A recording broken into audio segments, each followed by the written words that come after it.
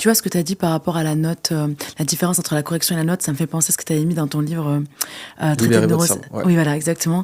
Où tu parles du cheval de bois et du vrai cheval.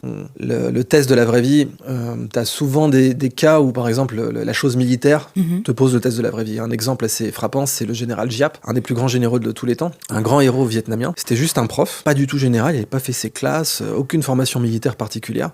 Et général Giap, il a déglingué les meilleurs généraux américains, français et chinois. Donc le gars, il était bon. Mais dans les classements, on lui aurait jamais confié des étoiles à ce mec. On lui aurait jamais fait porter l'uniforme.